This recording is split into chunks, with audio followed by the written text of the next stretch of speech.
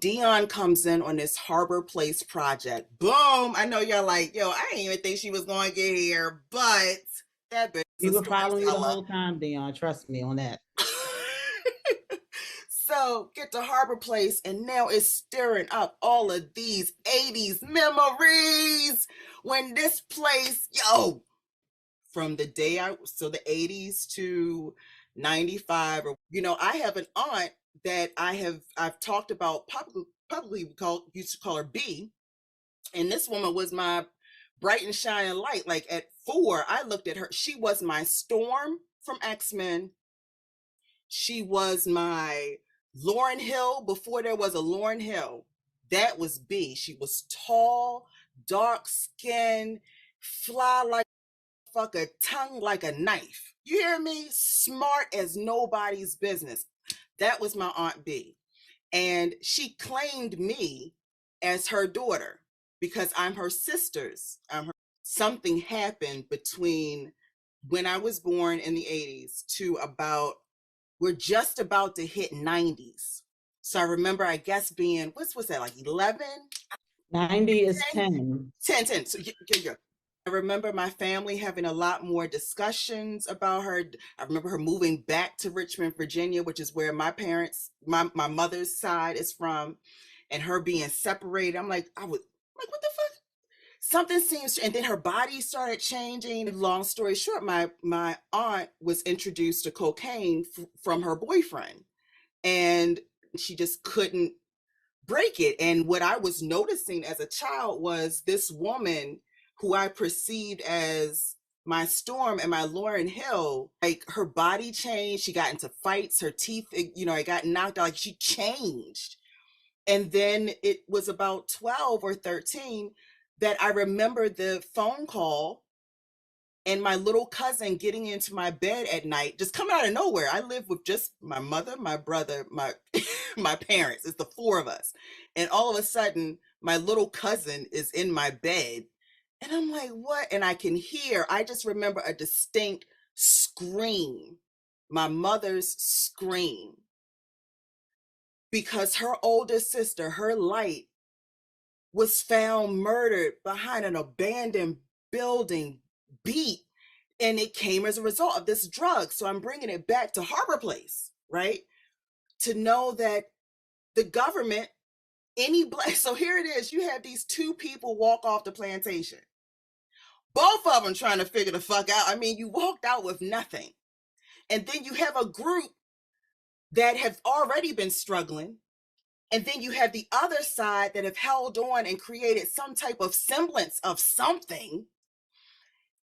And then the government ejects a narcotic specifically into the Black community that destroys your spinal and brain function. And you see these people like the zombies and the jokes that people make about the Baltimore lean, and I'm like, no, it's no Baltimore lean. You can look at any Black community in a major city across the United States of America when it came in, that it was the lean that was created wherever that drug was, and it was everywhere, and it was specifically targeted to the Black community. Why? Because immediately after that, what happened? So I'm into the 90s now, right? There is this big war on drugs. How ironic. You inject it, hook them. It's an addictive. This ain't no, hey, drink some tea and we you can get it out. In that time, 70s, 80s, there was a white flight from the city of Baltimore. And during that time of struggle that I just explained, that was Black people in this city still making something, some semblance, one group making some semblance of a city.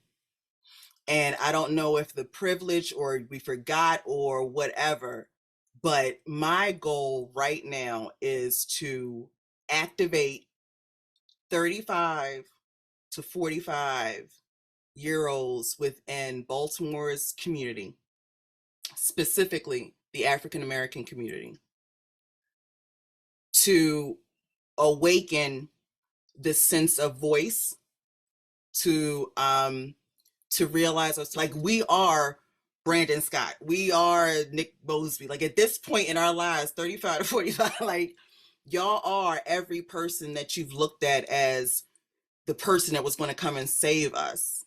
Like, you get what I'm saying? And we ain't picking up on that. What's going to happen is going to be a repeat of the age. Like, I can see that the timeline literally overlaps each other. So here it is, great change is going to come. And the people that have made it what it is are not going to be able to afford to be here. And they're working so hard to try to make it that they don't have time to come out to a listening session, even if they wanted to. You know, I mean, I have 3 children. Like, people come up to me and be like, "Yo, Dionne, I don't know how to do it." I'm like, "I don't know either." Like, it is Heavenly Father, let me tell you. So my point of bringing this whole story to you is because if we don't start recognizing that it's best for us to work together, if we can get these conversations started where people start feeling empowered and start understanding that, yes, this is a great opportunity for the city of Baltimore. There is transformation coming to this city. And okay, I want to ask that question. Well, how do I benefit as a resident? You know, resident first for this. This is going to either be built with you or on top of you. There's a big ass difference. It's different when you just don't know what you don't know. And I'm pointing, that's audacity. And I'm like, bam, if you just don't know what you don't know. Our target is the people that just don't know what they don't know. But if they did, I get anyone in our associated circles, your peers, your folks who got the loud mouth and who's smart, who's brilliant in their own right, when they hear it, what are they going to do with it? What's the artist going to do with it? What's the community leader going to do with this? What is the corporate this leader going to do with? I'm just saying, we just have to. Am I making sense?